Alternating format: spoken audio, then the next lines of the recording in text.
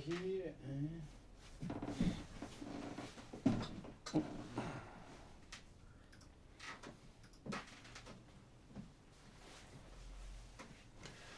This is episode 2 of Urban Link Connecting Stories. I'm your host, Richard McColl, with my other host, Jose Miguel Jaramillo.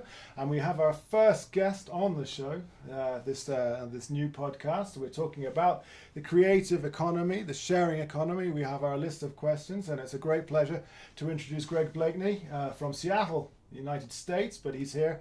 He's a Colombian resident, and he set up his business here in Bogotá, and it's been really successful. So you are a success story surrounding the creative economy here in Bogotá, and we're in his studios. This is recording studios for his company WhereNext. That's wherenext.com. You can find out. And Danny, the recording guy, is in the background. He's the guy who sets it all up for us. So thank you, Danny, in the background. Thank you to Greg. Thank you to Jose again for setting up these meetings. Let's just get this started. No, thank you, everyone. It's a pleasure to start with a superstar like Greg. He's been very successful, and it's always interesting to find out how people from other countries are starting a business here in Bogota, because for us it's very difficult. I cannot imagine for someone like you who you have so far as I understand, you have a Colombian background, something like that you will make it easier. But in my perspective, is super interesting to know your story. Yeah, start with how did it begin? How did WhereNext, or how did you get to be here in Colombia? There you go. We'll go back. Wind it all. Wind it back 12 years ago, and I was cycling. I decided to leave my life in the States behind, and I was a technology executive living in the Seattle area and also in the Bay Area. And I left that behind, and I went on a 2-year-long bicycle trip from the top of Alaska to the bottom of Argentina on my own with bags on my bike, and I slept on the roadside. I really had kind of my Che Guevara Motorcycles Diaries moment, lived with the people, and it was a 30,000 kilometer bike trip, and it really changed my life. After I finished that, I got a scholarship from National Geographic because I bought a camera for the first time along the way, and I started making photos of the journey. And so National Geographic asked me to start blogging for them, and during my trip I blogged for them, and then I became a photographer after that. And the one country I skipped along the way of all the Americas was Colombia, because in those years, in 2005, it was probably in a different place than it is now. Definitely in a different place than it is now. And I had a Japanese cyclist who I'd met further north in the Americas, North America, and he was about a month ahead of me at that time. And so I was in Panama and he was in Colombia. And in southern Colombia, he was kidnapped by the FARC. And actually, it was a short kidnapping for a few days, and he was beat up pretty bad. And then he was released, and he sent me an email. This was before social media, so we're still using email to communicate with each other. Sent an email to me in a group of people that were also cycling in the area, saying, Colombia's in this particular part of Colombia, southern Colombia, around Pasto, wasn't a good idea. So I decided to skip Colombia and fly over Colombia. And then, long story short, I became a photographer, photojournalist after the trip. My first assignment for National Geographic Adventure magazine at that time was in Colombia.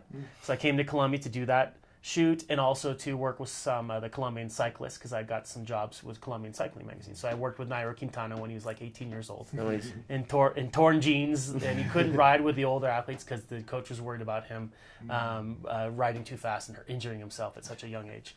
So it's amazing to watch him at the Tour de France right now and all these Colombians. And so that's how I got to Colombia for the first time, and I kept coming back every year to do more reportage until 2013, when it had been about 10 years where I was at a vagabundo, living on the road as a photojournalist, and I basically had no savings left because I hadn't had a corporate job at all for 10 years. I hadn't worked a normal job, and I came down here with a backpack and $1,000 in my pocket, and that's it. And I rented an apartment. I slept on my friend's mom's couch in Bogota for 2 months, and then rented an apartment. And the funny story is, this is the learning process. You said, it's different for foreigners who don't have connections here to foreigners who are married to a Colombian. There's a lot of things that are challenging just culturally. For example, renting an apartment here is different than in the States, because In the States, when you rent an apartment, it comes with a refrigerator, it comes with amenities. Here, the apartments come with nothing. Yeah. So I rented this apartment. I was all excited, and I moved in. There's no fridge. There's no water heater.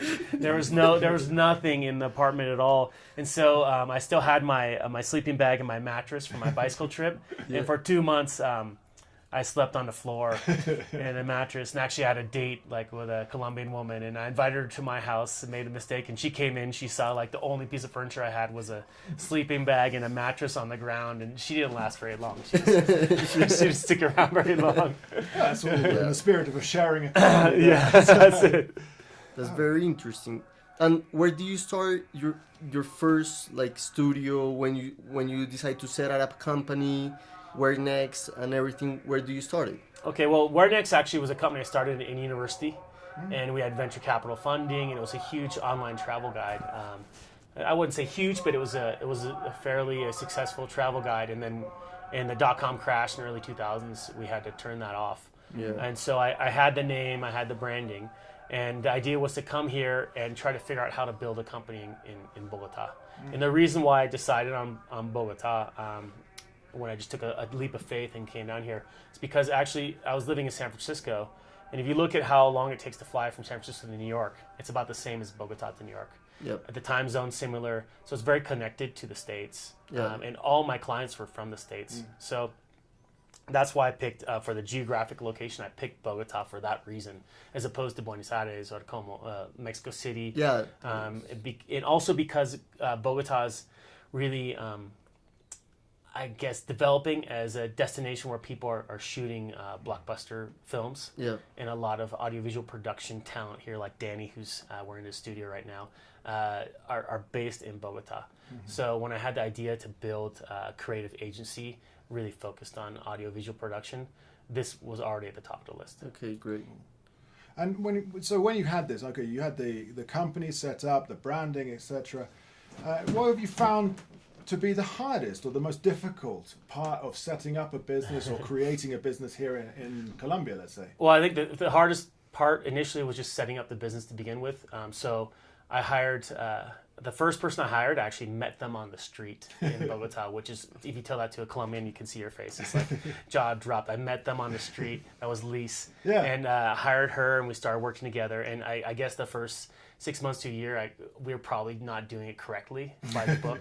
I'd hire people in Colombia for projects, and I'd transfer the money from the States to here. And then I discovered there's lots of different employment rules here that protect the employees.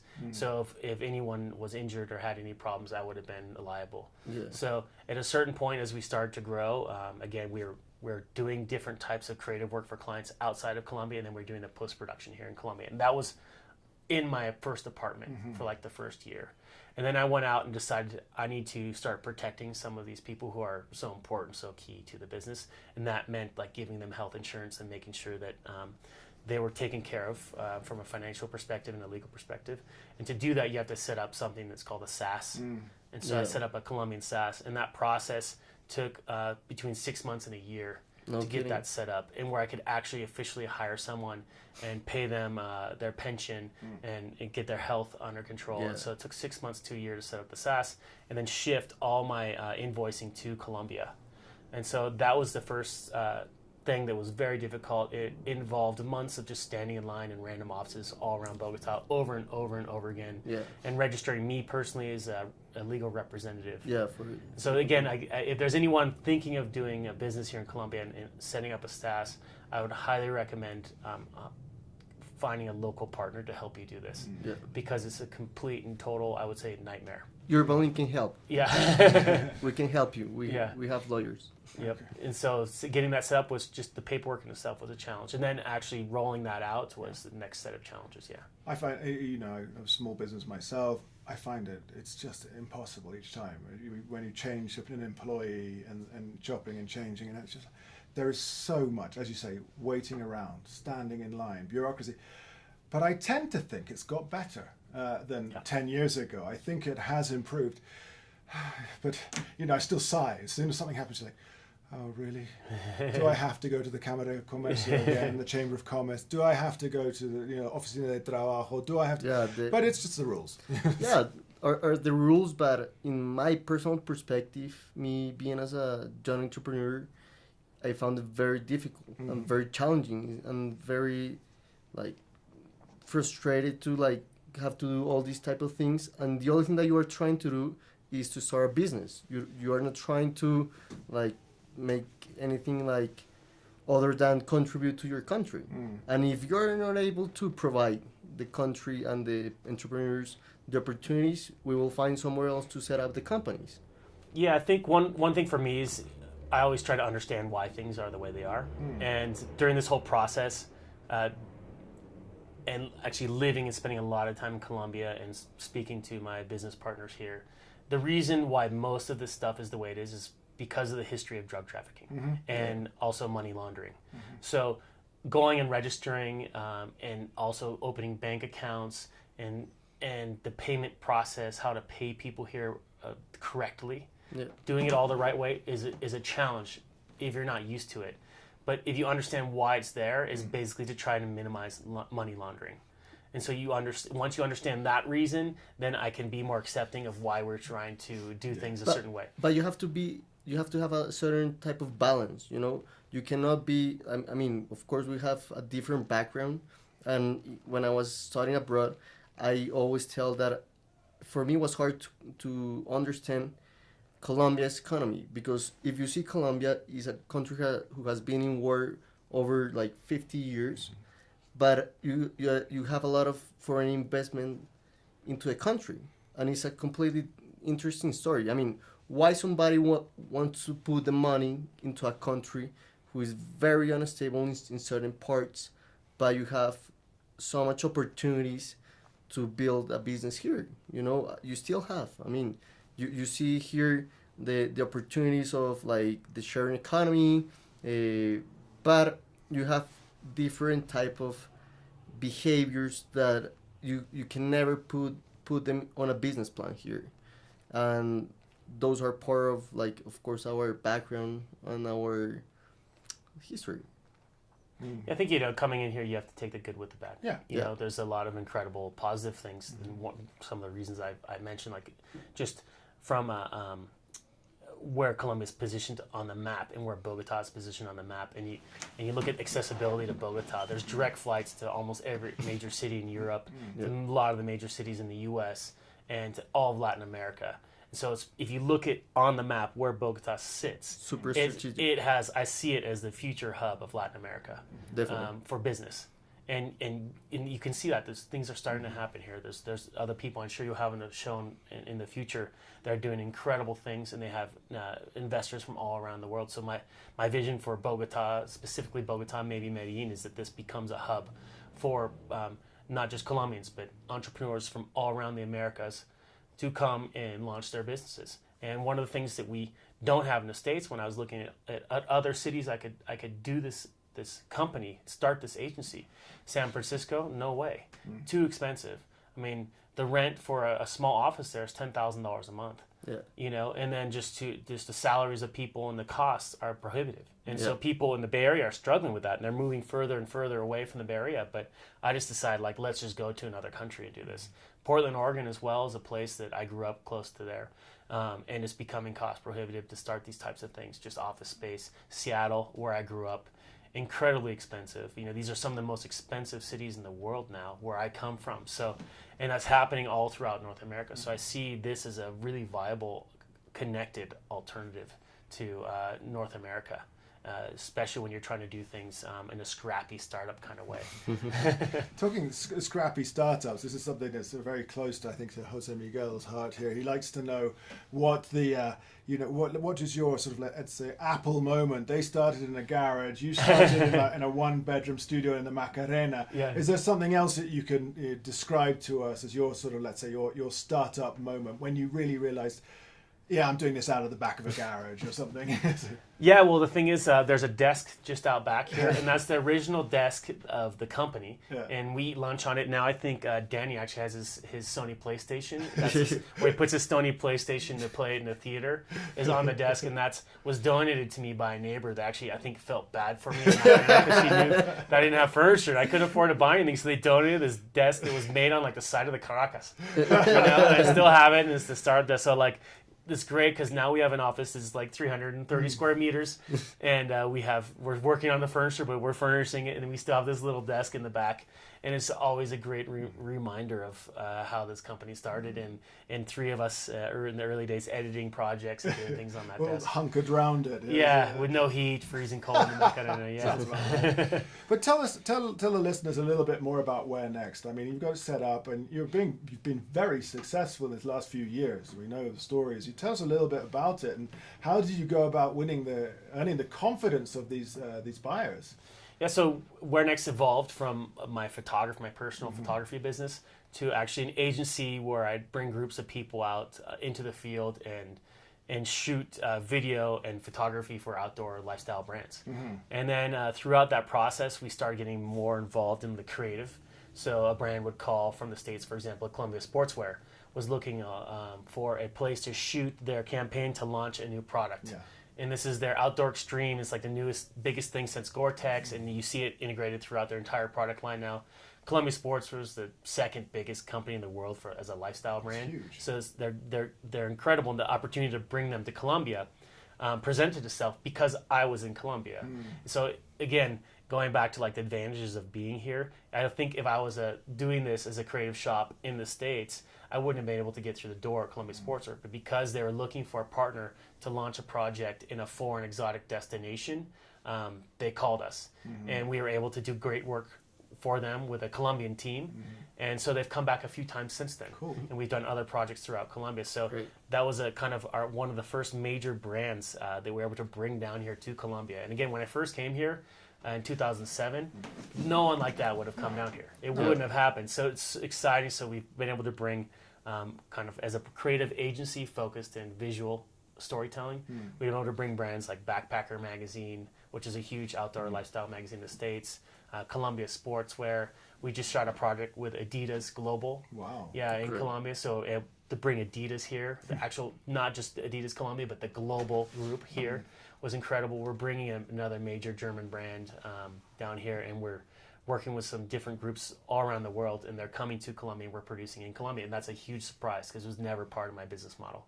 My business model before was to do projects in different parts of the world, and then we would be based here and do the post-production here, and kind of had our creative team based here in Colombia, in Bogotá. It's interesting. Yeah. What do you think about that? Oh, Adidas, I mean, it's like Colombia. I say a- Colombia. it's in a Colombia. Yeah, Colombia in Yeah, Colombia. yeah. That's very interesting, and is so inspiring to see these like business starting from the very beginning, from a like neighborhood's desk, and growing to like support and provide experience for international brands here in Colombia, and someone who is not from Colombia helping other companies that are not Colombian, helping grow their business is very interesting, and connecting their stories with Colombia. That's one of the main reasons we're shooting this podcast and YouTube channel, because we want to try to understand how people is connecting their stories from places, situations, stories, and it's very, I don't know, very fascinating. It's fascinating, and what I think you've tapped into completely is the young, highly educated, highly skilled generation, several generations here that need work. You know, you are clearly providing. I mean, that's one of the things people forget about. Colombia's incredibly well educated. You know, lots of university graduates, a lot of technical school graduates, a lot of people who just want to work. Yep. And that's got to be a huge bonus. Yeah, and I say, going back to the positives of being here, you know, we've had 5 years as an agency, and we're mixed between foreigners and Colombians. And to watch our Colombian team grow and progress, and they've worked with some of these foreign brands, and to toot their horn, they're better than the foreign brands are. And so what we've had happen is people have come and they've been so impressed by our team, by what the Colombians have been able to do. And they've all called afterwards and just really expressed it, like, this is the best project we've ever done in a foreign place. Awesome. And so it's we've hit 100% on every major project so far. And it's great because I think there's this perception of Colombians from other countries like the U.S. and Australia and who don't know Colombia, is that you're working with these people that aren't as talented as you, and I think these teams come in thinking, okay, we're going to have these guys like basically low-level assistants, right?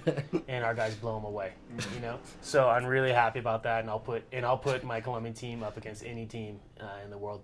We won't get sick in the field shooting. We're not going to drink a drop of water from the river. No one's going to have like chronic diarrhea for this trip. It's like these guys from these other countries, they get sick on the drop of a hat. We have a 30-day production and they're sick on the second day.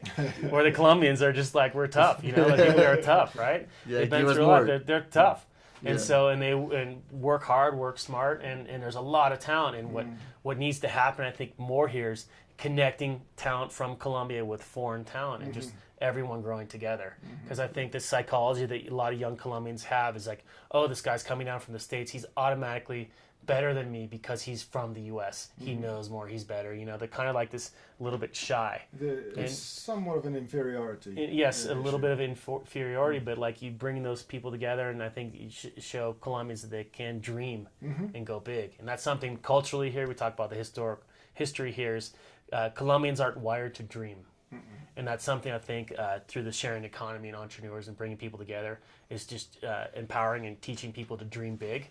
Because of, again, going back to the history of conflict, it's difficult to dream when you're focused on like right now in a kind of a wartime situation.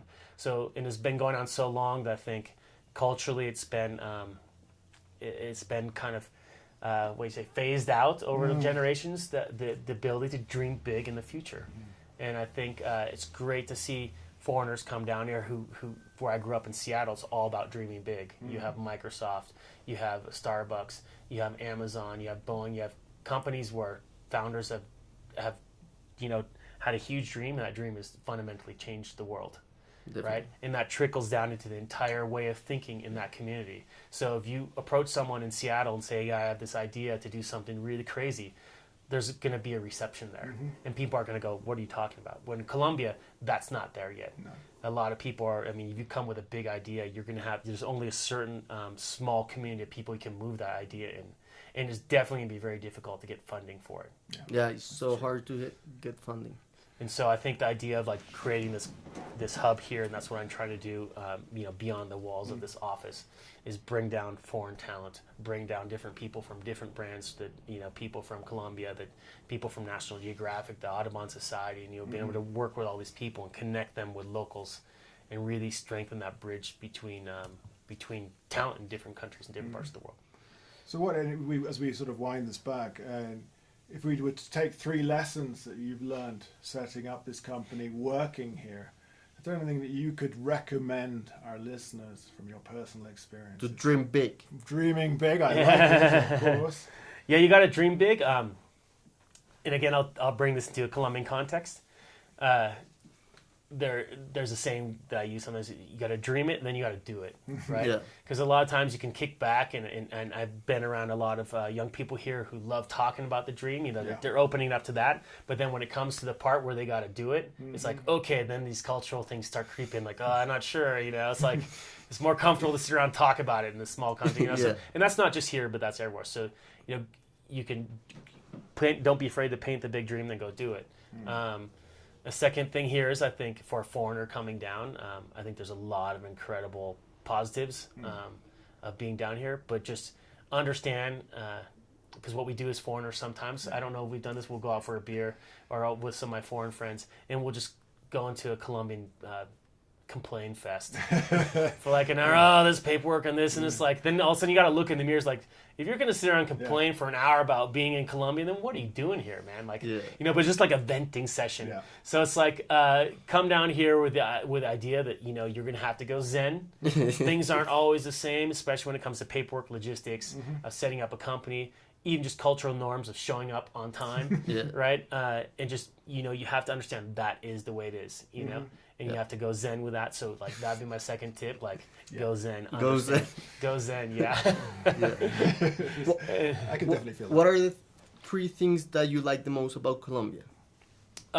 Personally? And Bogotá. Bogotá? Well, Bogotá is connected to, within just about an hour, you can be in almost any different part. So, I have this flight watch on desperatart.com or some of these different things, and it's like on Friday, it's just buzzing me right now. It's like discount fare $80 to Pacific, you know, to Medellin or to the Caribbean coast or to somewhere in the Amazon. And so, you know, I could just fly out in 3 hours and have a weekend there. And it's like a few $100, and I'm transported into this fantasy land of my youth. It like seemed like this, you know, to go adventure around the Amazon was like a huge thing growing up in Seattle. But like here, it can happen with a discount flight text. So like for me, I just thrive off that. I love that. Second is, I think one thing I like about Bogotá in particular, for me as an American here, there's not like an American expat community that I know of. People come here and they mix more. So as opposed to like I've hung out in Mexico City, Guatemala, Kenya, where especially the American expats and North American expats, everyone sticks together, and there's more of a separation between them and the locals. I think like, you know, in Bogotá, people just land here and they just mix right in, you know. So I say a lot of my friends and a lot of the people I spend social time with are Colombians, and I don't, you know, instead of just going out to a bar with the same group of 20 Americans every time. So I think that's cool. With Bogotá, maybe there's just not enough of us here yet to like outside of the embassy to make that happen. But it's growing. Pretty big. But it's growing. Like I can tell you, me growing up here, especially in the 90s, you couldn't see that many foreigners here, and if they were here, they were forced. They weren't like come here for pleasure. No. But you have like seen this growing a lot, especially if you speak English, and you go to parties and stuff. You definitely see like people from all over the world. I live in Medellin, and I was surprised that you have a lot of people from Israel, from like the States, living in Medellin. Location independent professionals, a lot of them have moved to Medellin for that. When I first started coming down to Colombia in 98, 97 or something, we got stopped in Cali by Americans who just wanted to talk English. that was it. I remember they go, "You're clearly not from here. You just want to hang out and talk for a bit." You know, like, I don't, you know, we don't have contact anymore or anything like. But it was like that. And now, I mean, you couldn't swing a cat here in Chapinero without hitting a foreigner. I mean, it's also a hostel next door. It's true. That doesn't have. But yeah, you know, Colombia is changing and fast. I mean, that's the truth. I would say that the third thing, to go back to your question about that I love about being here in Bogotá, especially in Bogotá, and from a business perspective, this has been a giant surprise for me, is that we're doing business with Colombians. And when I look at maybe some of the other places I was thinking of basing, that doesn't happen. Like, there is an economy here in Bogotá that is growing and thriving. It's blown up. You can feel the energy. You know, there's challenges everywhere. You know, but I can feel the energy. I can feel that this thing is growing. And for example, the biggest contract in the history of this company is with the Colombian government. That, you know, we were invited to join a tender to participate, and they picked us picked me as a foreigner, competing against Colombians, and it was done in a very fair manner. You know, which is good, and I feel like, you know, they told me we picked things you. Things are changing. Yeah, we picked you because we liked your proposal the best, and I just don't think that would have happened in some of these other places. I mean, and so I felt good about that. I felt like, you know, again, we have a Colombian team working on the project, but it was a political thing, and it was fair. And there, and also I can say within this project that we're working on, I haven't seen any corruption. I haven't seen anything. It's been super more clean than any project I've worked on in the States. So that gives me a hope that there's like, that my stereotypes of how things work in Latin America, they can change. They can progress. So that's something. As a foreigner coming down here, you might be surprised, in that you might be doing business in Colombia with Colombians. And Colombians are good business people. They're good business people. There's a lot of energy here, and there's a lot of activity. Fantastic. Yeah, Anything to add? No.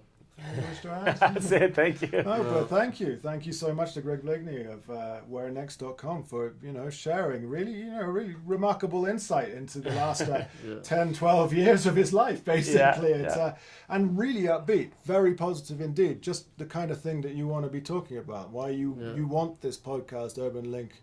Connecting stories. It's about this. It's about inspiring others and sharing the tales and getting it out there. So don't forget, keep tuning into Urban Link Connecting Stories. It will be in English some weeks, Spanish other weeks. We've got a whole list of fascinating people lined up. Yeah. Thank you very much for listening, and we will see you soon. And be sure to check out wherenext.com, urbanlink.co, and why not the Colombia Calling podcast, which I also host. So thank you again. This is episode 2 of Urban Link Connecting Stories. Farewell. Bye-bye. Listo. Ah, you already have it down. Yeah. Okay. Gracias. You're a natural anyway. How does it sound? Really? Great.